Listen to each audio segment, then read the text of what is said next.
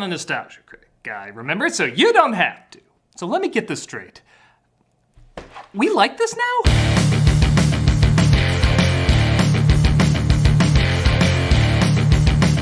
Released in 2002, Kung Pao is the brainchild of Steve Odekirk, who I have to admit I have a strange introduction with.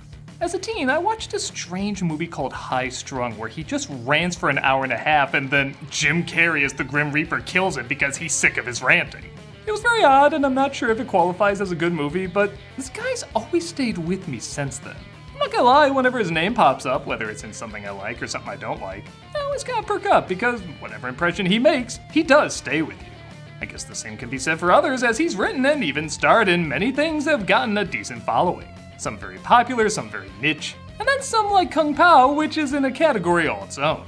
For years, this movie was seen by many as the lamest of the lame. Like, you know how She-Hulk twerking or MODOK smiling is like the image of bad MCU material? Well, for the longest time, this dude fighting this cow was the image of bad satire material. It had everything everyone hated about parody movies at the time. Bad CGI, a goofy animal, satirizing the Matrix. So like a lot of folks, I stayed away from it. Hell, as far as I can tell, it doesn't even have a Blu-ray release. But somewhere along the line, it got a crazy following. Like, critics ripped this movie apart, but most audiences came around to really enjoying it. Enough so that people won't stop bothering me about it. For a long time, I've been asked to give my thoughts on this flick, and I never really had much interest because of all the original bad press it got.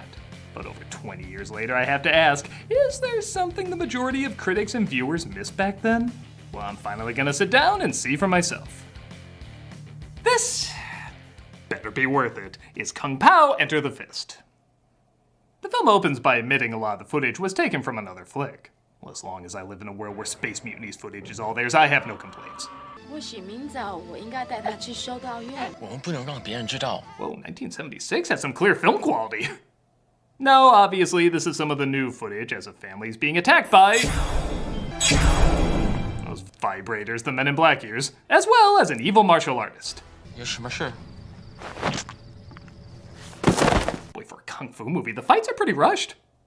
The parents are killed, and it looks like the baby is up next. Master Payne, what do we do? Open the mouth. Alright, so I'm playing the evil dog from Up card. The dialogue doesn't have to be funny as long as the voice makes me laugh, and I know it's childish, but that voice makes me laugh. Alright, if he's dancing in a suit later, I'm declaring this film a wash. The baby puppet is pretty funny to watch, almost making me overlook this. You know that joke is coming yet, it's still disappointing. And they try burning down the house with the baby inside because he's too powerful. It of course doesn't work as the baby escapes, and in effect so bad they literally play it twice, I think to show off how bad it is. And a lady discovers him on the side of the road. So cute. Bye-bye. Shit. Am I actually gonna like this movie? I know it's just the pre-credit sequence, but I don't know, I got some good laughs out of that. The child had become a man. Cut to years later as the baby has grown up into the Chosen One, played by Steve Odekirk, traveling from town to town taking out baddies. The fights are a little hit and miss, I'm not even trying, as when they tried to do more than Naked Gun UHF style, I don't usually get that big a laugh, but whenever they do something that kind of legit looks like a cheap effect out of a martial arts movie, that gets me really good.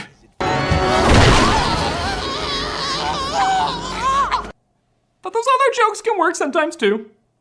Also shit, who would have thought the guy who created Jimmy Neutron would be kind of ripped?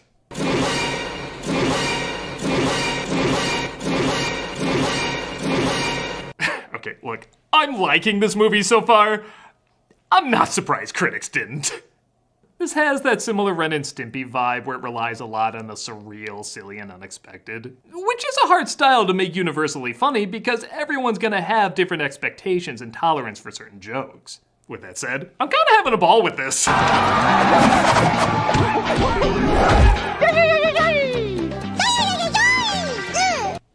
Like, I know that's not universally funny, but that's part of what makes it personally funny. You know there's a smaller group of people that would laugh at something so stupid, yet also imaginative. So if you do chuckle, you feel more of a connection to it because you know not everyone has the same taste as you. As if it's taking a risk on a joke not as many people would like, but man, the ones that do, they're gonna love the hell out of it and never forget it. There's a ton of jokes in The Simpsons I laugh at and acknowledge are better put together, but I kinda forget them right after I see them. I am never gonna forget this goddamn thing. I need gopher chucks. After using gopher chucks and taking out everybody's eyes, he literally busts a vein, wah-ing too much. And we cut to the footage from the movie mentioned earlier. I guess it's a good sign when I'm thinking to myself, I was actually liking this okay even before the other film footage. This is an old joke, but using it with actual footage from a martial arts film does make it a little funnier. Hey, who's he? I don't know. Still better than most ADR in a lot of big budget movies today. Let me cram in a bunch of plot exposition we forgot to put in. 2 scenes earlier, he visits his master, who says he's the chosen one, mainly because he has a face on his tongue and, I don't know, it must mean he's the chosen one. I don't like him very much. I must apologize for Wimp Lo. He is an idiot. We have purposely trained him wrong, as a joke. Sometimes the audio matching the video is so poorly done, that's part of what's so funny. Like, all that has to be done here is he has to grunt as he gets out of bed. But we get this.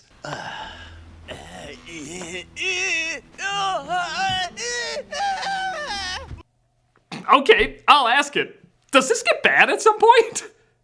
Well, they're not all winners. His student Ling is assigned to assist him on his mission to defeat Master Pain, and she randomly flashes him.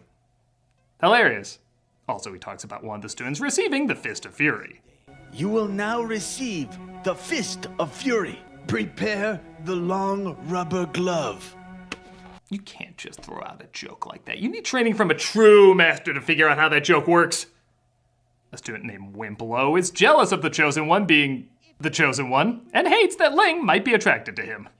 The chosen one is here to help us. I like him. I'm a man too, you know. I go pee-pee standing up. My voice hints strongly that I do too. I like too, whether it's intentional or not, that the film not only embraces bad 70s effects, but it also embraces bad early 2000s effects. Knock, knock. Who's there?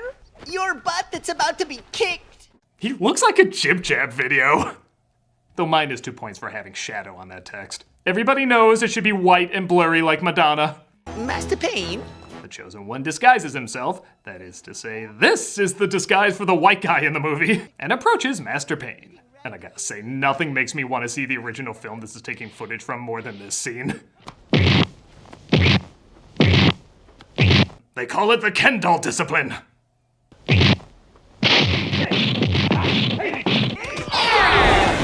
Ah, well. Okay, missed joke opportunity. He should have sounded like... What, did you feel funny voice in this movie would be out of place? I love, too, that the young version of Master Pain looks absolutely nothing like the older version of this guy. But if Odenkirk can get by in the James Bond treatment, I think that's part of the joke. Speaking of jokes... What do you get when you cross an owl with a bungee cord? My ass. What? He went there! The Chosen One sees if he has the same abilities as Master Pain, which of course doesn't work and is pretty easy to predict, but I do like this one reaction. Like he was too embarrassed to say it actually hurts, but he did think about it for a second.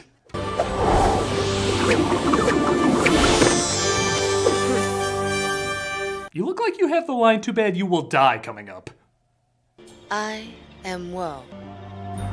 Or maybe something else is coming up. Congrats to the one guy whose very specific fantasy has finally come true. Thank you.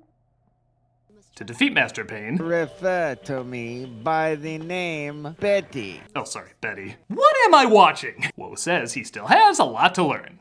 In the meadow, you will find Betty's great protector, Moon Yu. Avoid the meadow. It's also where Disney partakes in practice, Mufasa. Okay, let me know if this is the best sponsorship of all time. Taco Bell, product placement with Taco Bell. Incharito, macho burrito. Or is this? Ay, que tengo mala pata. Me arrancan hasta las ratas. The Taco Bell one was better. Betty approaches the Chosen One's master while playing MC Hammer.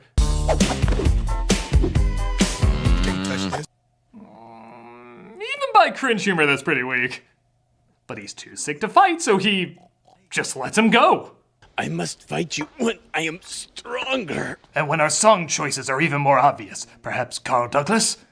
He finds Betty's protector in the meadow is of course the cow, and okay, let's see if this is funnier than in the trailer.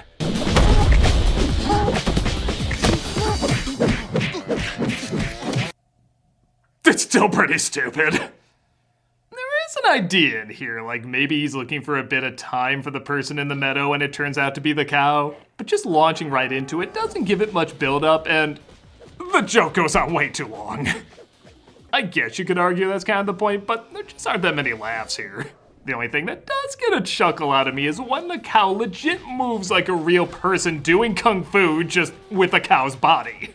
The more real and human it moves, the more it makes me think about this thing taking years to learn the discipline of martial arts, which does make me kind of laugh.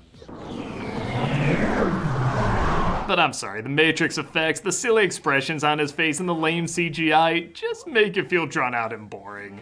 I guess it serves as the main visual of the movie the same way the tap dancing did for Young Frankenstein, but this feels less like an homage to Brooks and more like an homage to Meet the Spartans. It's just not my thing. He defeats, or I guess deflates the cow, and he meets up with Master Betty, revealing that he was the child he tried to kill off years ago. You mustn't. Who are you? Ling's father. Okay, I know I gave that cow scene that no doubt took a lot of time to film, a ton of flack, and I'm laughing at. But I'm sorry, if you can't see the layers of comedy to that, neither can I, but it made me laugh and that's enough. They both get their asses kicked by Betty, and they escape only to discover Ling's father is also the Chosen One's master's master. Yeah, that wasn't hard to say. Like I mentioned before, not every joke's a winner. No. Please, I have a wound there. Oh, come on, don't spoil everything.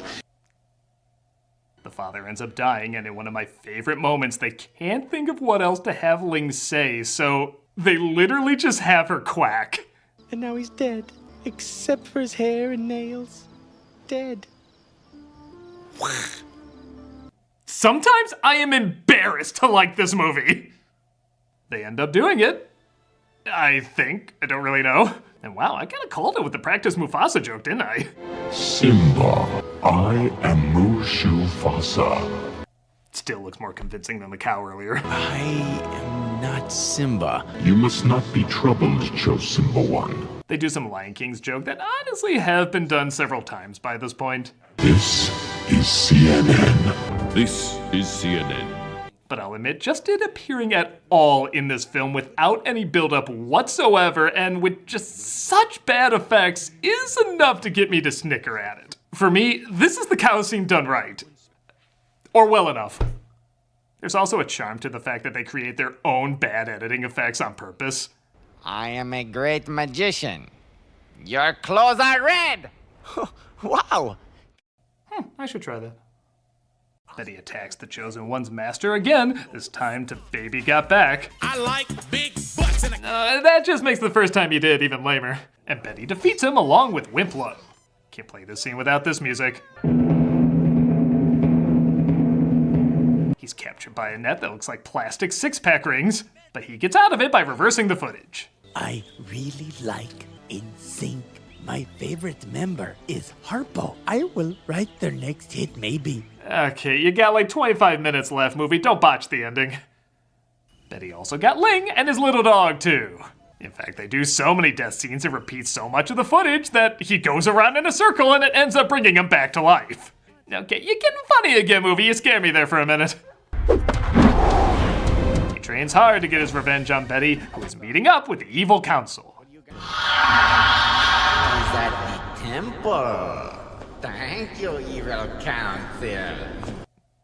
Okay, even for this movie, that was a little weird. Robot Jim Matt, or whatever that was, tells him where the Chosen One is, and it looks like he's out getting nuts. I'll take a pound of nuts. That's a lot of nuts! Ah, Fred Armisen returns in his finest role. He goes to fight Betty as they use the song joke again. No, seriously, why do you think this is your turn it off and on again joke? But when he takes off one of his triangle symbols, it summons the evil council. The evil council are aliens. Okay, it tracks, and I didn't see it coming. Oh, also, they're French. Because it'd be weird if they weren't French. He uses his tongue to defeat the aliens, because again, it'd be weird if he didn't do that. And he ends up stopping Betty as well. Thank you, squirrel friend. Your soft, cushy body helped absorb the force of his blow. To hell with the cow, that should have been the symbol of the movie. I would have seen a film with that on the poster. Ling randomly flashes him again, and we get a preview for the next adventure.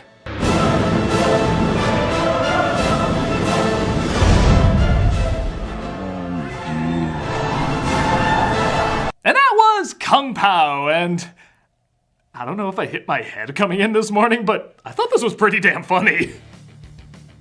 Again, I can't pretend like I don't understand its negative reviews.